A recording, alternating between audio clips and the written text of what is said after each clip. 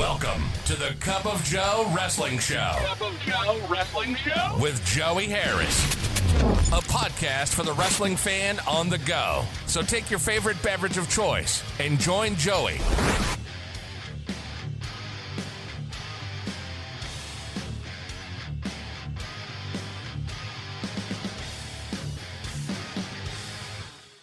Welcome, everyone, to the Cup of Joe Wrestling Show. We are broadcasting from Second Cup Studios in the heart of South Central Virginia.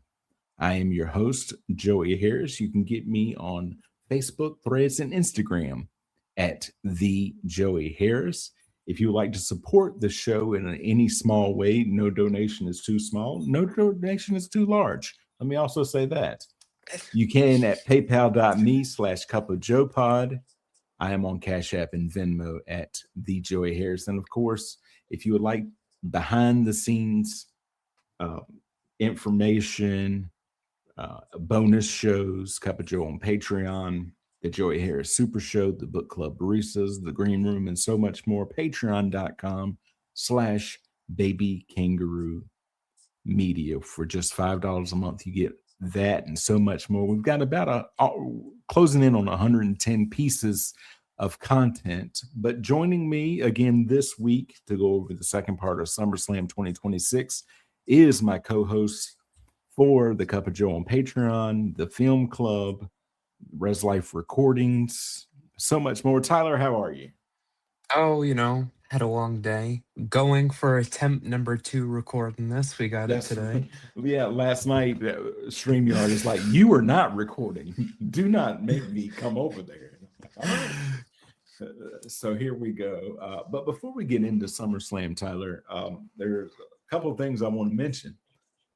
Number one, after we last recorded, we had the passing of Dory Funk Jr., a longtime wrestler. He was 84, was the NWA champion for 4.5 years, and just decided he didn't want to travel anymore. Was the only reason that he gave it up. Don't blame him. Older brother of Terry Funk, and was instrumental. Something you would probably be more known him as is that in the early days of WWE, then WWF's developmental, he was the one that trained wrestlers. They called it the Funkin' Dojo, and he was one of the people who was instrumental in training professional people like Kurt Angle and like that. So just our thoughts and condolences are with his friends and fans and family. And then Tyler, you'll appreciate this. As part of my job, and it's been there ever since I've been at the institution I'm at now, we have a yearly kickoff the semester meeting with everyone in the division that I'm in and all of that. And the head of that division is a fan of the podcast. And so he shouted out the podcast like the first thing. And then when he went up to the podium, went up to Steve Austin's music, to the Stone Cold music. So shout out to Cam Patterson. Thanks, Cam, for that. Shout out to the podcast. We're getting well known, Tyler. It's just Are we? That's good. Yeah. Oh no, the last month, I don't know what happened because it was not sustained, but it was the best month I have had in the 6.5 years I've been doing this podcast. I mean, off the charts numbers. That's good. This is the one that you also do on Spotify too, right? Yeah. Okay. This is the main show. That's good. That's real good. Yeah.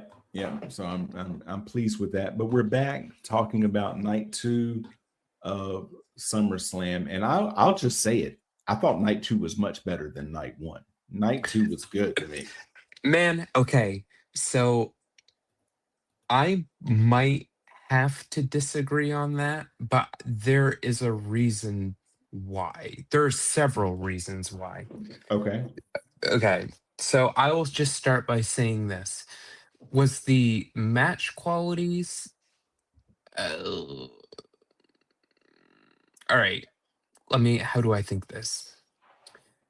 I didn't care. So for night one, I didn't care about the Liv Morgan Io Sky. Uh, didn't care about that start opener match. Night two, or sorry, night one, the LA Knight solo Royce Keys defeating the Bloodline. Kind of into that, I like some wrestlers into that. I was really into Gunther Nick Aldis. I didn't care about the Bella Twins match, so that's two matches I didn't care for. The CM Punk and Cody was good, and then the Oba and Brock Lesnar was good. Okay, Mhm. now let me start. I did not care about the Kevin.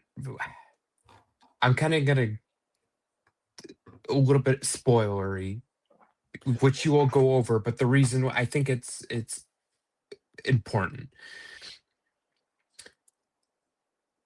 I cared about Kevin Owens' return. I Mhm. didn't care about the match, Okay. if that Okay, makes that makes sense. sense. Yeah, no, that I makes sense. I did not care about Baron Corbin, Trick Williams. Once you get to going over the match, there was a couple of things that happened blatantly really bad in that we'll go over. Um, the ladder match was god awful. There was so many botches. I was happy with the winner. Did not care about the human money on the poles match. Uh, so it's like night two was kind of like off to a bad start for me. I don't think night two really got good until Chad Gable, which is the IC match in Penta, and then Roman Reigns and Seth for the world title. Okay. So it was really the final two matches that I think that made night two okay. Gotcha. Well, let's get into it. Night two opened with Sami Zayn versus Finn Balor to determine the number one contender for SmackDown's undisputed WWE Championship, which after night one is still CM Punk. Before the match started, reinstated SmackDown General Manager Nick Aldis said he was adding to the match. And then Gunther comes out. And I'm like, and you're like, oh man, Gunther just beat him and all of that, but he's like, he was going to do what's best for business. And they shook hands. Yep, they shook hands. And so uh, then he's like, oh, wait, this is a fatal four-way match. And he brings out the returning Kevin Owens, who'd been out with an injury since April 2025, making it a fatal four-way where the first competitor to pin and submit an opponent wins. And it was 19 months he had been out, or 17 months? Since last April. So April to April would be a year, May, June, July, August. So, well, it was August 2nd. So let's say 15, let's say 16 months, 15, 16 months. Yeah, I mean, he was out for a while. Right. And they say he had just been cleared. So, and he and Sammy do their hug and then immediately start throwing fists at each other. Gunther puts Zayn in a sleeper hold. Balor hits Zayn with the coup de grace, in which Balor dove off the top rope to stomp Zayn's chest with his feet to break the hold. He attempted a pinfall, but it resulted in a near fall. Owens then attacked Balor and Gunther with stunners, grabbing his opponent down before dropping down into a seated position to force his opponent's jaw to hit his shoulders. Owens attempted to stunner on Zayn, but Zayn evaded, hit the Blue Thunder Bomb for a near fall. Zayn prepared to kick Owens' face, but Owens connected with a kick to Zayn's chin instead. Owens then hit Zayn with the stunner to win the match via pinfall. All right. Then we got Trick Williams, accompanied by Little Yachty, defended SmackDown's WWE United States Championship against Baron Corbin. After raking Williams' eyes, Corbin ran towards the ropes, but Yachty hit him with a kendo stick. The referee missed both attacks. Corbin later grabbed the title belt, which prompted Yachty to confront him. Corbin then hit Williams with the title belt while the referee was distracted from dealing with Yachty. Corbin then executed the end of days, in which Corbin grabbed Williams and drove him face first into the mat to get the pinfall victory and win the title. Okay. We have to talk about the kendo stick. Little Yachty hitting Baron Corbin. Mm-hmm. That was so bad. like you could see Baron Corbin telling Yachty to get ready to hit him with the kendo stick.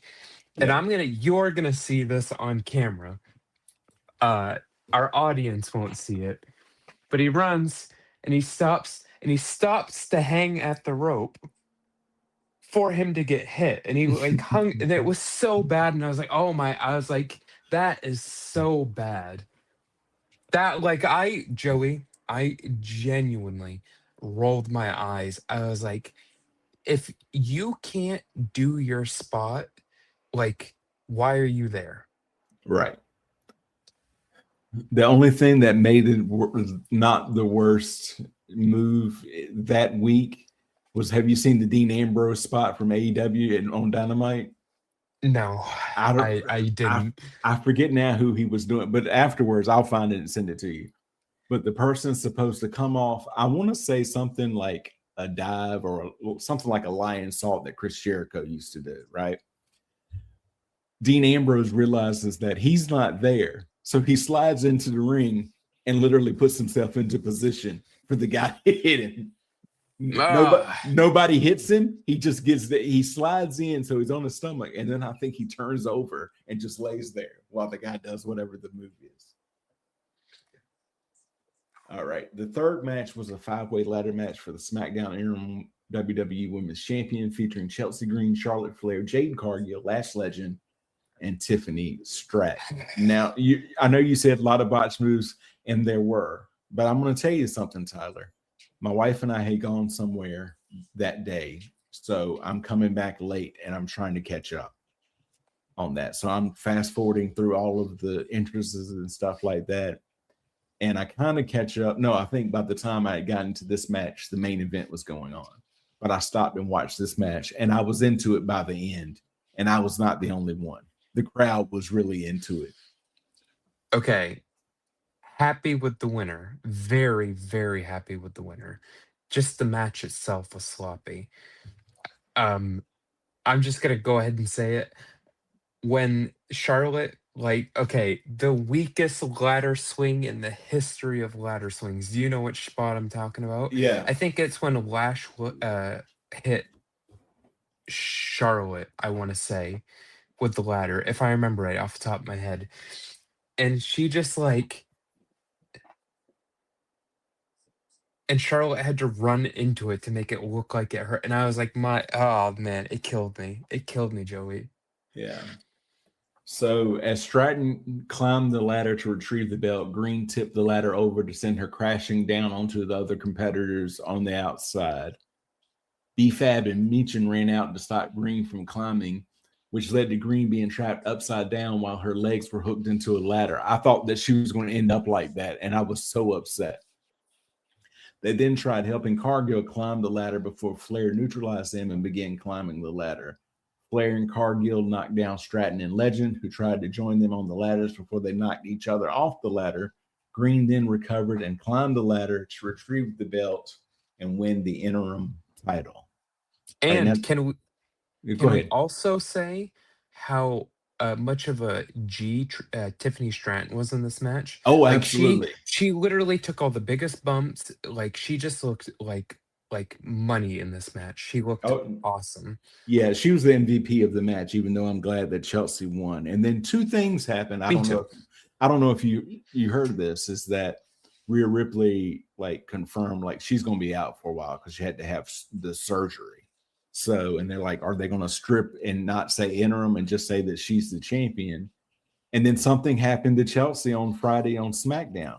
Her orbital bone. Her orbital like socket or something like that. Yep. The bone. And I'm like, please let it be something that she can work that around. Title is cursed. Or she is, they've had all of this stuff, and she's one of those people. She's one of my favorites, but she's one of those people who, much like The Miz, I also like The Miz. Whatever they throw at her, she's like, everybody else is like, this sucks. And she's like, I'll do it.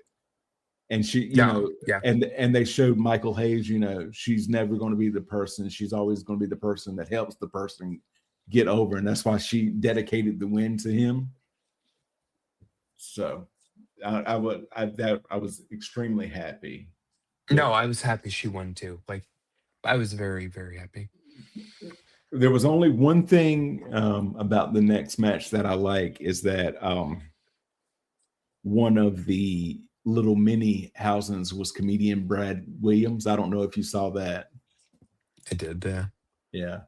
So I hated this match, by the way. Like I genuinely struggled to get through this because um, Danhausen and Dominic Mysterio in a human money's on a pole match, where the first competitor to retrieve the money bag off the pole in the corner of the ring would win the match.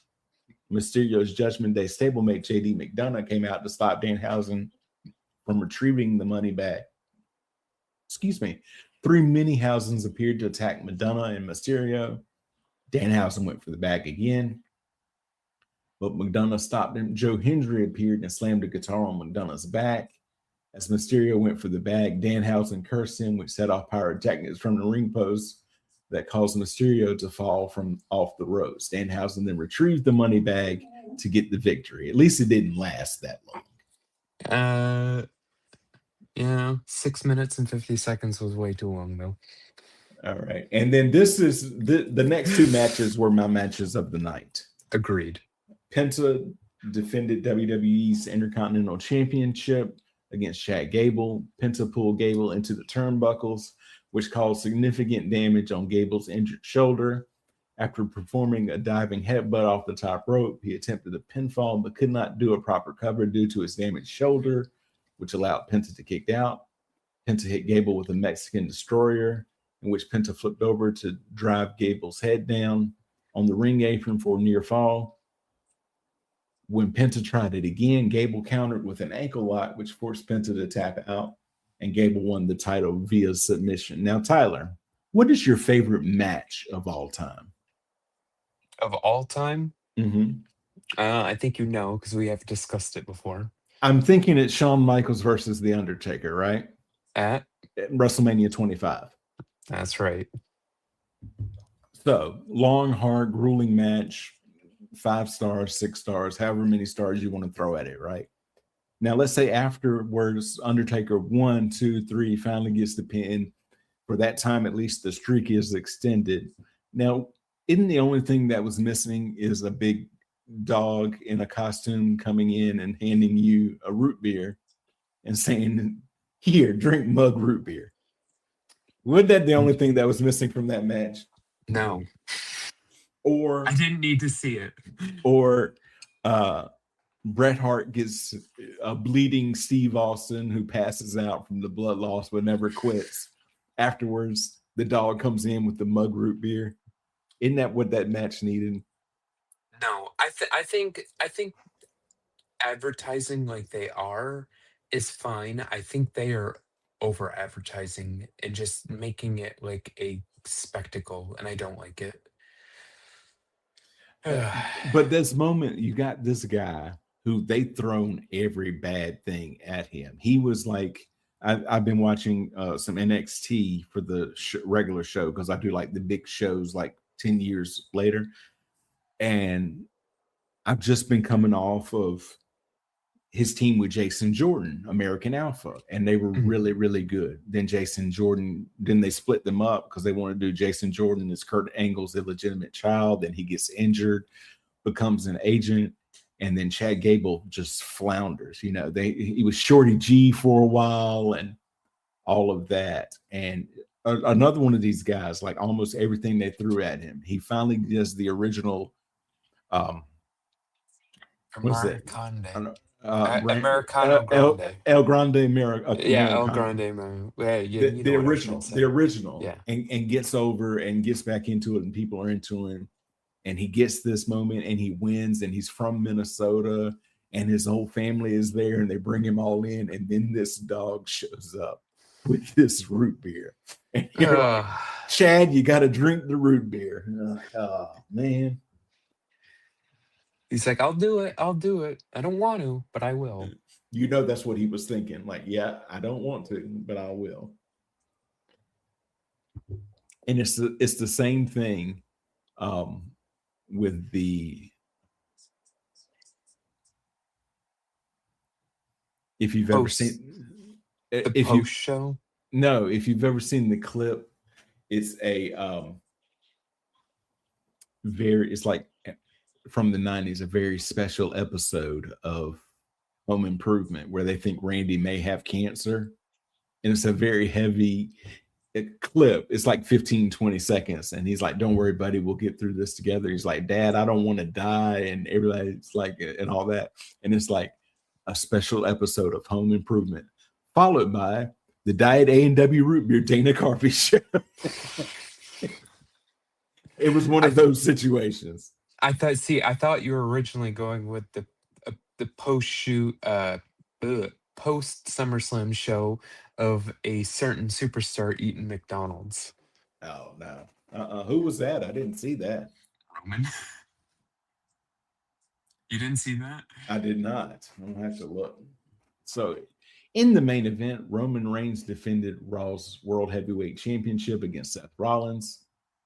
All right, so it starts out and they do the whole Rollins is signifying with his gear that he's over the visionary thing and that he's coming back and it's a thing. And then Roman comes out and this is like the last encounter of the Shield. They're going to put it all behind him. They even mentioned Dean Ambrose. They did. On there. So this is my thing. They fight out into the crowd where Reigns suplexed Rollins onto a steel object, lifting Rollins over him before slamming him down back first. All right. And then they're talking about, hey, yeah, well, the referee is giving this a lot of discretion that they're going out, but they want to see a winner and all of that. Okay, remember that when we get to a point later on in the match. I know what you're talking about. Yep. Ringside, Reigns powerbombs Rollins through the Spanish announce table, but Rollins responded by powerbombing Reigns through the English announce table.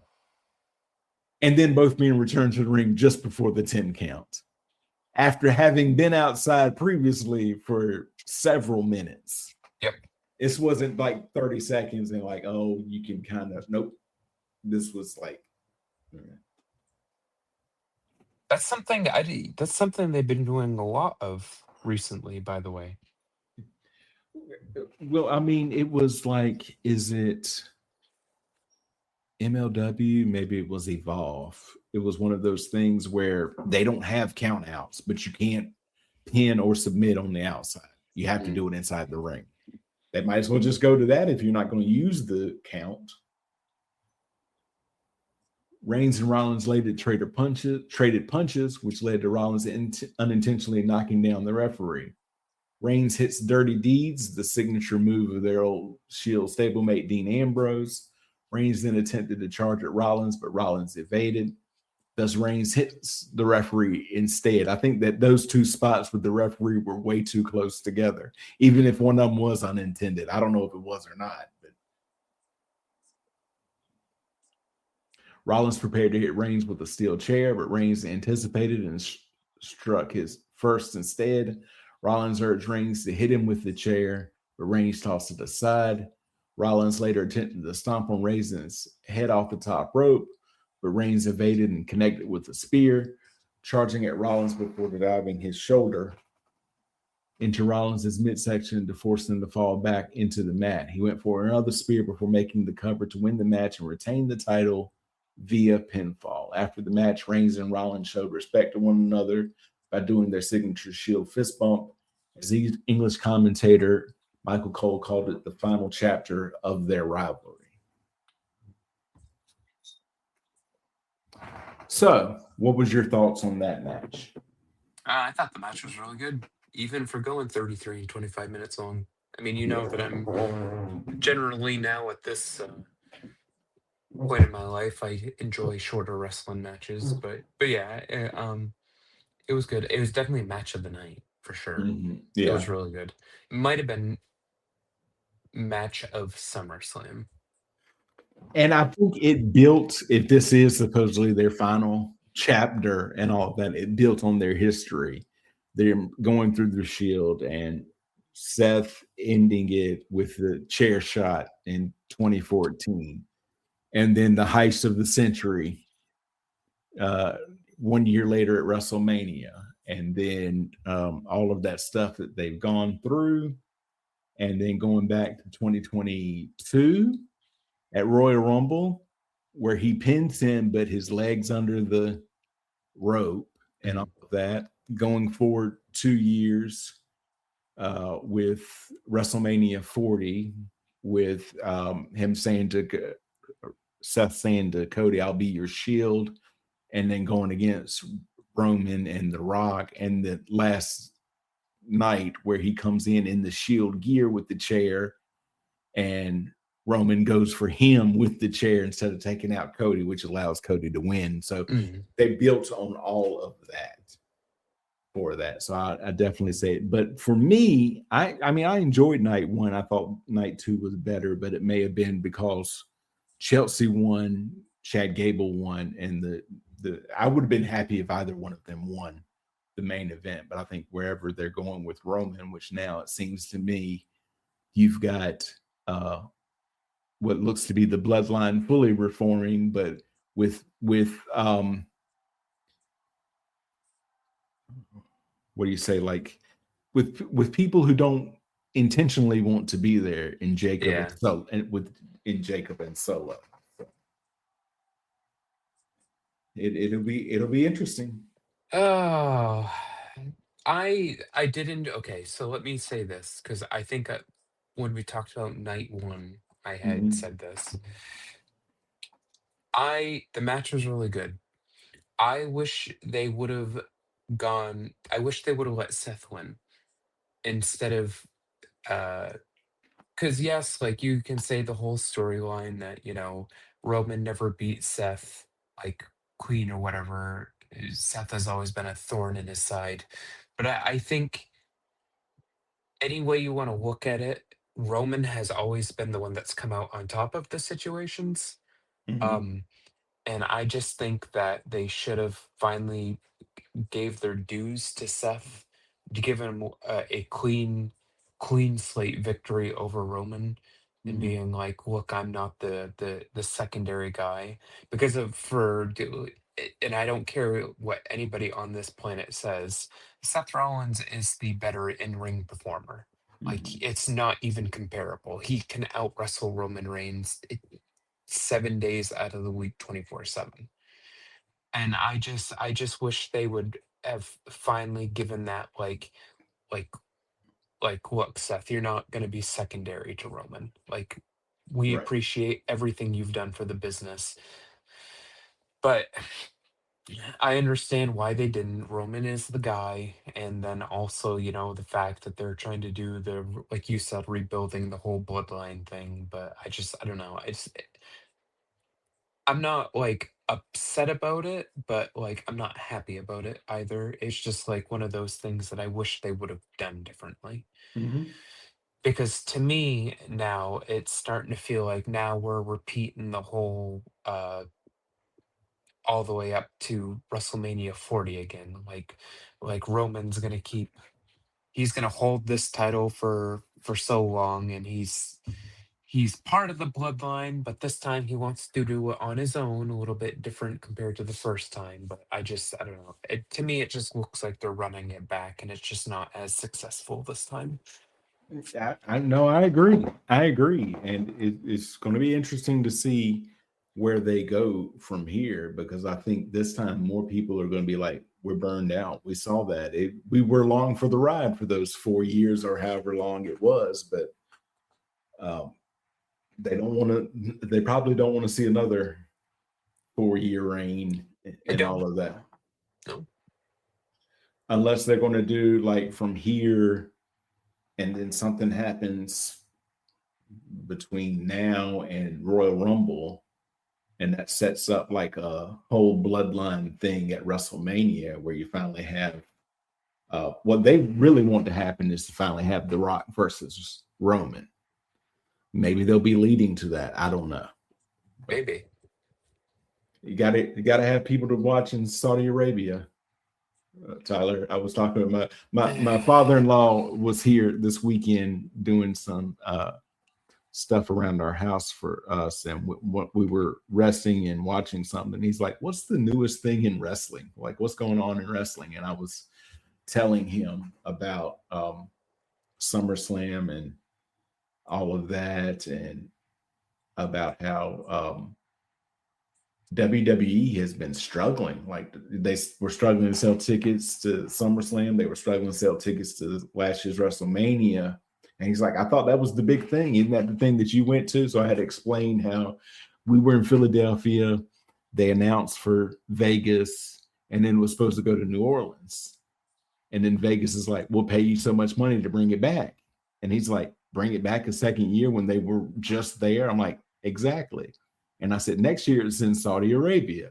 And then I'm like, I don't want to go to Saudi Arabia. And he goes, well, they probably don't care if anybody's there. I'm like, no, I think it was a member of the royal family that really likes it. And if nobody was there but him, then they wouldn't care.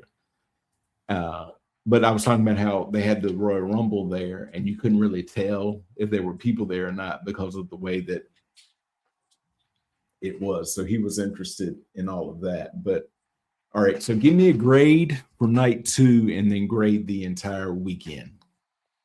Do you remember what did I grade night 1? Did I say C plus B I minus? wanted to say C plus because I thought I said B minus for night 1. I'm gonna say, okay, like I said, I didn't care about the first 4 things at all. I cared about Owen's return, but I didn't care about the match itself. So I'm gonna say, and I cared that Chelsea won, but I didn't care about. I thought the match was bad. Um, I don't know, a C. Okay. So like, if I graded it overall, I would say a C or a C plus. I don't think Okay. it was really, in my opinion, I just don't think it was really that good. I'd probably give night 2. I'm a more generous grader. I'd probably give night 2 a B. And so I think I gave night 1 a B minus. So let's stick around with the B for everything. And so what is next? Do they have anything before Money in the Bank? Because they I moved Money in don't. the Bank to October, I think, like early October, but still October. You're gonna get a zoom in on my face real quick while I type on my keyboard. I just had it up. Let me see. Saturday night main event. September 6th is looking like the next PLE. Yeah, so the next PLE is Saturday night's main event in September, and then Money in the Bank in October, and then Survivor Series in November. Yeah. All right. Oh, we see. No, they've got, what are they calling it? September the 6th. They're calling it Sunday night's main event because it's Oh, a sorry, Sunday. yeah, Sunday. I just saw S night main event and just read it as Saturday. Because it's Labor Day weekend, and so most people are not working the next day.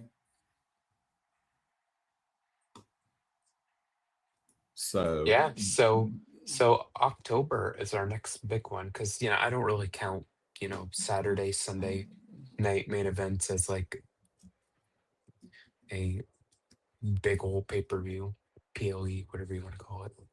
yeah, looking up something.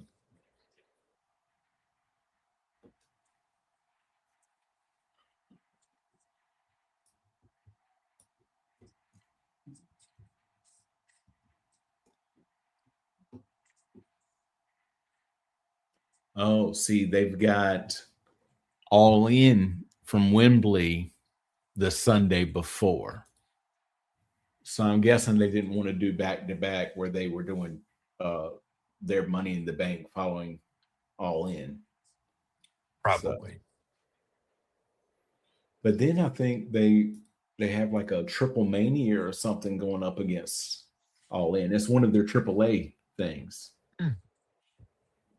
Yeah, I think so.